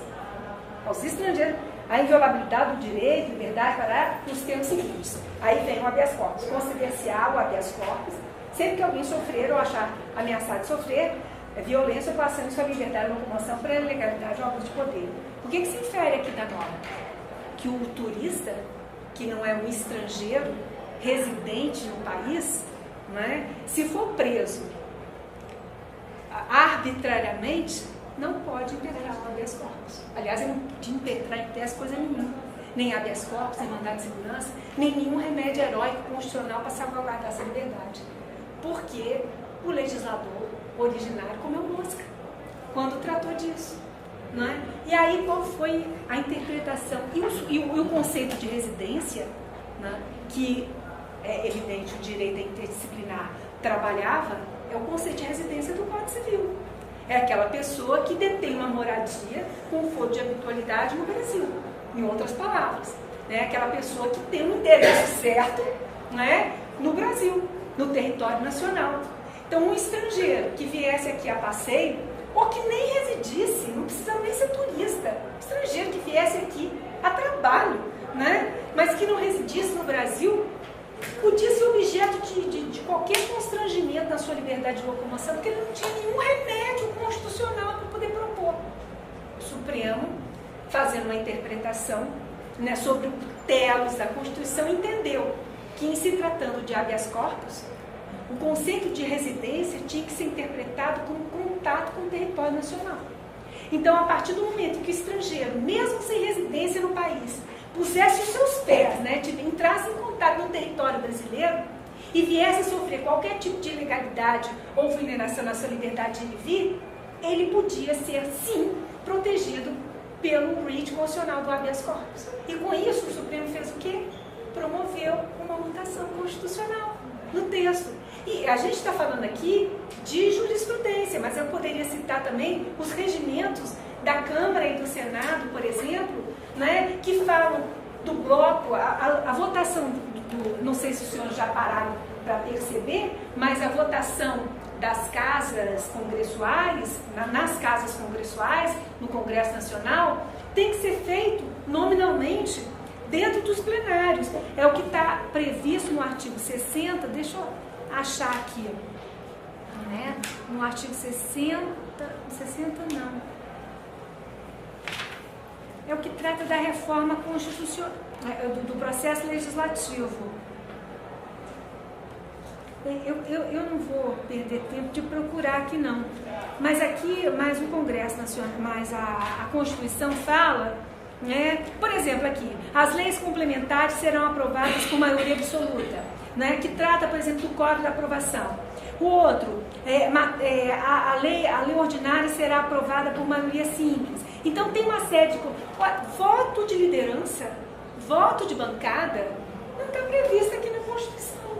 Decisão terminativa em comissão, né, que não passa nem pelo plenário, porque a Constituição fala, porque eu não achei aqui o artigo, não quero ficar perdendo tempo de procurar, mas a Constituição fala que todos os projetos de lei, eles têm que ser discutidos e votados no plenário, aí estabelece o código. Se a lei complementar tem um código de maioria absoluta, a lei ordinária é de maioria simples, né? E aí vem a emenda constitucional, maioria de 3/5. Ora, se aprova leis, muitas vezes, por voto de liderança, não é? Por voto de bancada e por decisão terminativa na Câmara, nas comissões. Isso é o quê? Isso é uma mutação constitucional que os regimentos internos da Câmara, do Senado e do Congresso provocaram em face da Constituição, mudando completamente o texto que estava previsto na norma política. Então, veja, a mutação existe, e essa mutação, essa pula qualquer limitação, porque não há nenhum dispositivo explícito que possa, de alguma maneira, regular a interpretação do magistrado ou a criação legislativa do poder legislativo. E aí, quer dizer, enfim, eram essas as questões que eu queria colocar, né? Nós vamos viver agora várias situações de emenda que vão, acredito eu, alterar e adensar cada vez mais, né, essa diferença entre o telos constitucional e a necessidade política governamental, porque governo é diferente de Estado, né, são situações diferentes. Enfim, é isso, né? Eu queria só deixar essa reflexão, e se alguém tiver alguma pergunta a fazer, eu estou aqui, ou alguma colocação, eu estou aqui à disposição. Essa questão das limitações, Há muito um receio no Sarney de haver um governo dos mortos sobre os vivos. E eu concordo que se a Constituição diz não pode reformar, não dá para ler dizendo não quer dizer sim. É muita cara de pau, pessoalmente, mas já é indo para o extremo. Mas não haveria algum problema de, se for observar essas limitações de forma muito abrangente, de se haver um governo dos mortos sobre os vivos? Certo. Aí é que entra a importância. Essa é uma pergunta, né, que eu coloquei, que não tem muita resposta, porque vai depender da visão de cada um, né, sobre o papel do que representa uma Constituição. Mas os americanos sempre falam, né, na Living Constitution, na Constituição viva. Como os alemães, sobretudo com Hess, fala na força normativa da Constituição. Se por um lado alterar e desvirtuar, né, o texto constitucional a um tal ponto para poder atender interesses políticos, pode provocar, né, todo um rompimento com a força normativa da Constituição, é preciso se buscar, pelo menos doutrinariamente, e alguns autores têm buscado a teoria da dupla revisão, a teoria até da superabilidade das limitações, mas é preciso buscar doutrinariamente teorias que fundamentem, né, essas posições, porque só assim a gente não corre o risco, né, de dizer que o Estado de Direito está sendo suplantado em nome de políticas públicas emergenciais. É necessário, e eu concordo, não dá mais para se pensar, né, em direito constitucional tal qual foi concebido no século XVIII, mesmo no século XIX. Nós vivemos no século XXI, né, assim, questões que nunca foram ventiladas pelo homem hoje se colocam, como crimes cibernéticos, como o terrorismo, como a biossegurança. Quer dizer, uma série o direito hoje, em 50 anos, ele se transmutou de uma tal maneira, né, o biodireito, a barriga de algodão, não só dentro de uma ótica pública, mas também dentro da ótica privada, que todos aqueles institutos do pensamento clássico têm que ser obrigatoriamente repensados. Mas é importante dar a eles fundamentação teórica, sabe? De forma que não haja justamente esse desvio de poder. E mais do que isso, que a Constituição não seja um joguete nas mãos dos governantes. E que cada um se valha da Constituição e use a Constituição e retalhe a Constituição, né, de acordo com os interesses políticos do momento. Então nós estamos vivendo uma crise, nós temos que ultrapassar a Constituição. Os portugueses são infelicíssimos, porque o Tribunal Constitucional, Portugal está vivendo uma crise horrorosa, todo mundo sabe, agora melhorou, mas continua na crise. E o Tribunal Constitucional, né, referendou um ato do governo Sócrates, que hoje se sabe quem ele era, né, do presidente, que cortou as pensões dos aposentados pela metade. Quer dizer, será possível que as saídas e as alternativas políticas tenham que implicar em violações de direitos fundamentais? Será que essa é a única forma de se encontrar, né, uma luz no fim do túnel? Essas são as questões que têm que ser postas e têm que ser discutidas pela sociedade, que não podem ser relegadas a um plano secundário, porque nós estamos falando aqui da moldura jurídica do nosso Estado.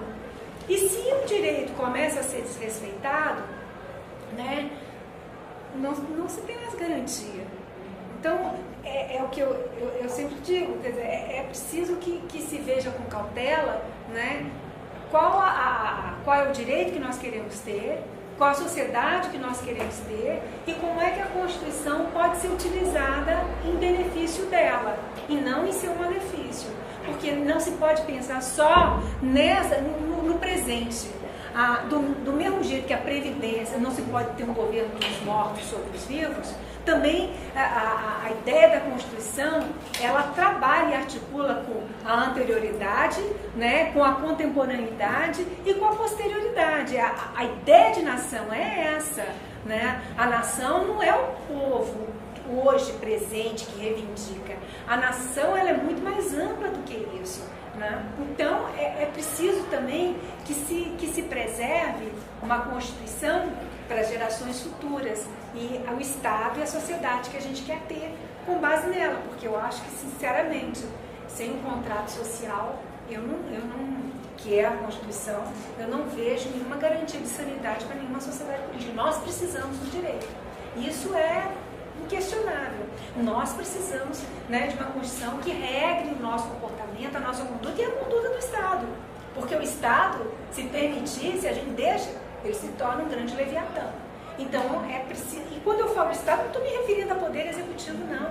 Eu estou falando o Estado, os 3 poderes representados falando juntos. Né? Então, é preciso ter realmente esse discernimento e esse cuidado na construção de uma sociedade política.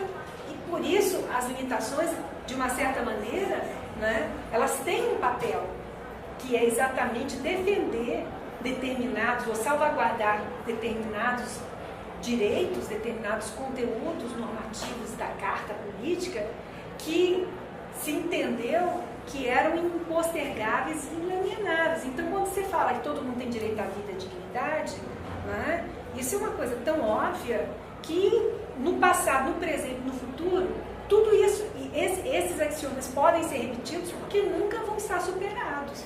Né? Agora, como é que a gente vai garantir esse direito à vida e esse direito à dignidade? É que tem que ser trabalhado. Que, em última análise, é o que a gente está tratando, a dignidade do Estado e a dignidade da nação. Essa questão da discriminação, ela é muito...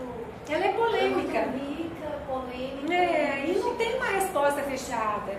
Mas eu não sei se pelo momento que a gente passa, talvez um pouco de falar um pouco baixo, mas não desculpe. A gente vê tanto a politização do direito como a judicialização da política. Exatamente. Eu acho que a gente tem uma mistura muito grande desses papéis, tanto do judiciário quanto do executivo e também do legislativo, e um entra, de certa forma, um pouco no papel do outro. Quando a senhora falou dessa questão de Portugal, né, das sanções e tal, hoje o presidente português, ele ficou preso quase 2 anos. E cortou pensões dos povos aposentados. Hoje o presidente falou que essa reforma foi fundamental para os portugueses. Né? Então você fica assim, gente, como é que você tem... Está tão descasado, né, o diálogo, o povo, a vontade do povo, do que acontece... A vontade popular com a escolha governamental. Com a escolha governamental e até jurídica, né? Porque a gente vê essa questão... Até jurídica, hoje, isso foi levado ao Tribunal Nacional. A decisão do Supremo sobre a greve, né? Então está tão descasado, onde é que a gente não está conseguindo encaixar, né, essa demanda social com a resposta das autoridades, né? Está tão descasado, como que a gente faz para poder linkar isso de novo, você é que já teve esse link? Porque o que a gente vê, a própria discussão da PEC, né, os debates que você fez, existe uma forçação de barra para se acreditar que a única saída, não existe a crise né?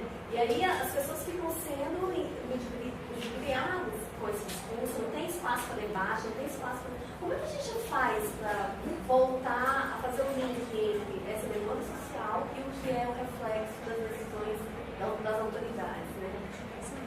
É muito difícil, é a esfinge de Tebas, né? Você decifra, ela te devora.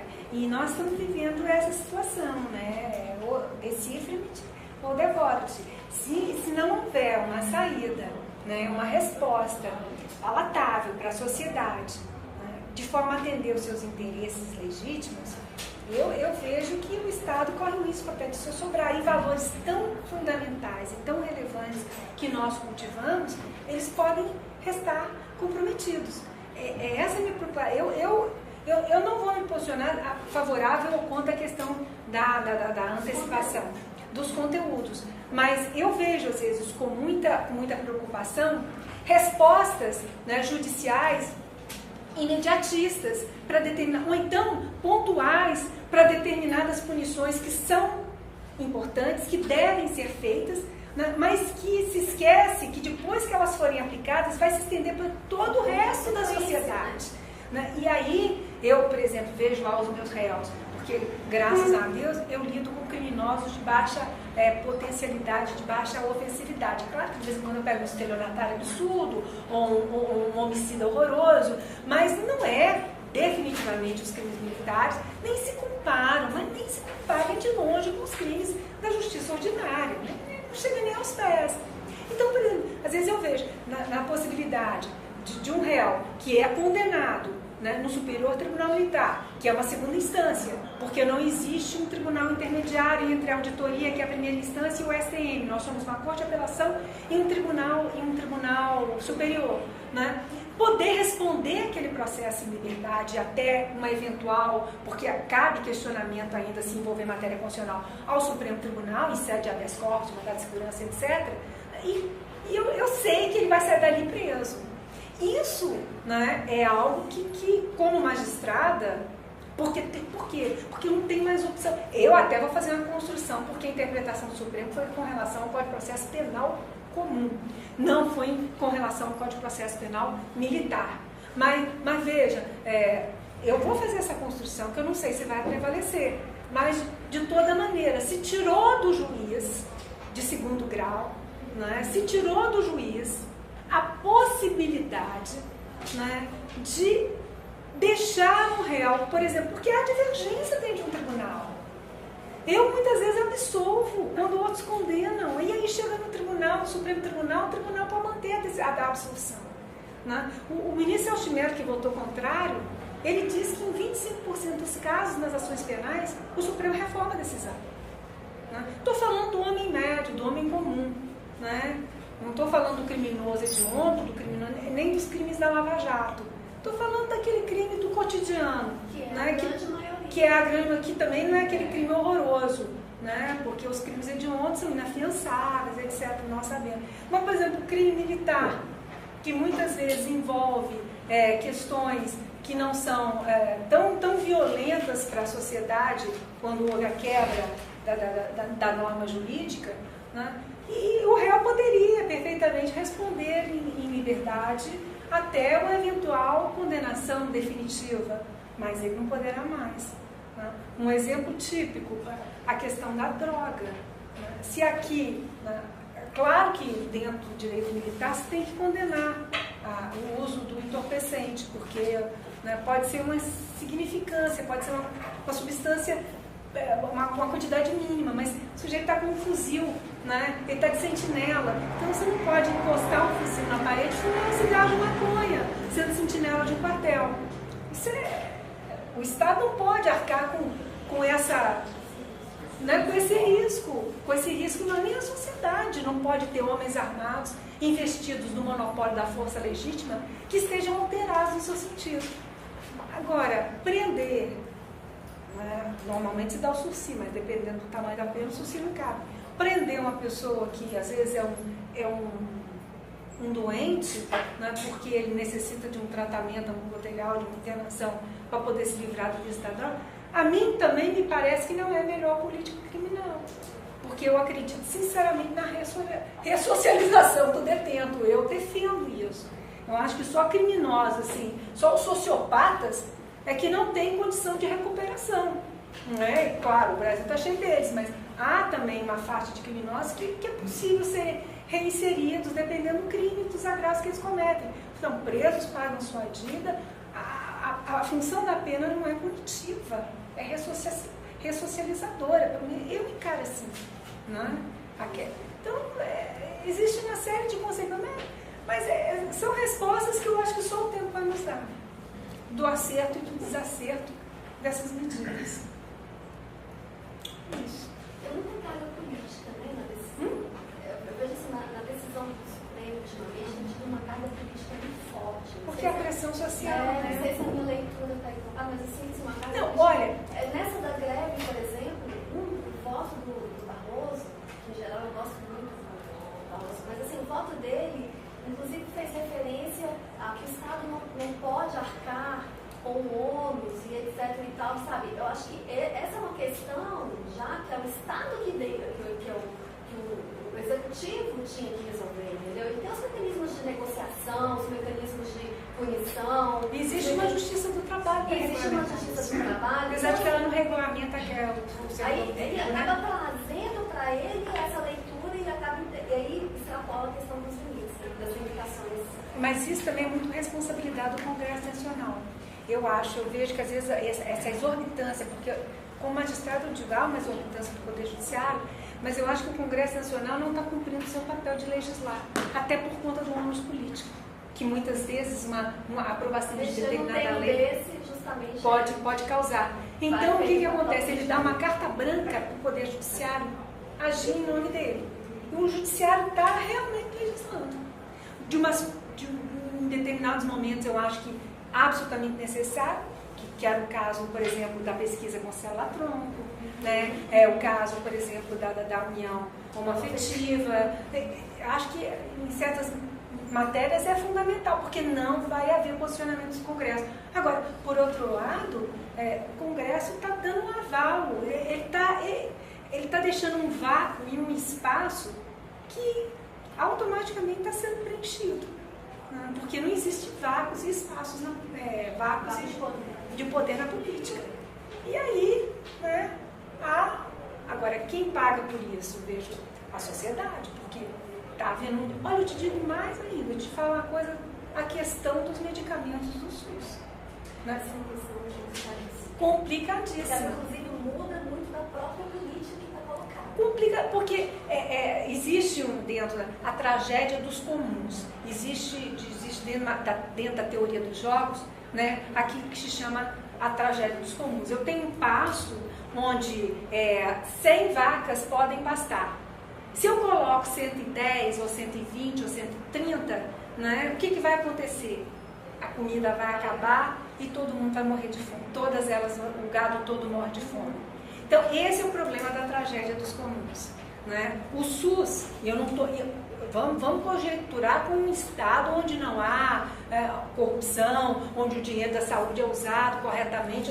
Vamos expurgar todo e qualquer tipo de conjectura desse sentido e pensar no estado correto, no estado legítimo. Né? Ele faz um planejamento para pagar medicamentos até um certo custo para determinadas doenças, para alcançar uma maioria, um tanto, né, ou um grupo vulnerável. Quer dizer, são políticas públicas que são feitas, né, pelo Poder Executivo, que tem competência constitucional para isso. Aí chega um juiz, e eu se fosse juíza de primeiro grau, faria exatamente a mesma coisa, que não quer deixar ninguém morrer na sua mão, e eu também não deixaria, né? E concede uma liminar autorizando que o SUS pague um medicamento que custa 10 mil reais por mês para uma pessoa só. É claro que cada vida conta. A questão não é essa, né? A questão é, o Poder Judiciário tem legitimidade para fazer essa escolha? E essa mudança na política? Essa é a questão. Não é dizer se aquele indivíduo tem que morrer e pode morrer para poder beneficiar 10 outros, entendeu? É um dilema que não tem saída. Eu acho que sobre a questão jurídica o Poder Judiciário pode dizer que a política pública adotada pelo Poder Executivo em dar medicamentos para determinados grupos e não ter como sustentar para um indivíduo só um remédio que custa uma fortuna, né? E que vai, por consequência, suprimir, né, a possibilidade de fornecer aqueles outros para aquelas pessoas que ele havia anteriormente elegido. Ele pode fazer isso sobre o aspecto de um Estado democrático, de um Estado legítimo? E quando não há o vácuo, né? Não sei, sinceramente. É um problema. Existe um mínimo, né, existencial que tem que ser preservado? Existe. Né? Existe o princípio? Existe. E há principalmente a consciência do magistrado, que quer que ninguém morra na sua mão. Deus me livre que ninguém vai deixar morrer. Né? Agora, a questão ela transcende ao caráter, vamos dizer assim, psicanalítico, individual de cada ser humano para alcançar o coletivo. E quando você discute Estado, discute eleição de políticas públicas, você está tratando o coletivo, ou mesmo de um coletivo minoritário, mas é sempre do coletivo. Você está pegando, por exemplo, anemia falciforme, aí você vai pegar, né, os negros, as crianças negras que têm esse problema. problema, que são só elas, mas você vai privilegiar aquele grupo, né? A questão da AIDS e tudo mais. Então, é muito complicado. O Estado contemporâneo é muito intrincado e não existem respostas, essa é que é a verdade. Né? Não existem respostas. Existem soluções, mas... Um monte de perguntas. E um monte de perguntas. Né? Mas é isso, gente. Então, são 9h30, né? Eu agradeço a presença de todos, agradeço o interesse e estarei sempre à disposição quando me chamarem.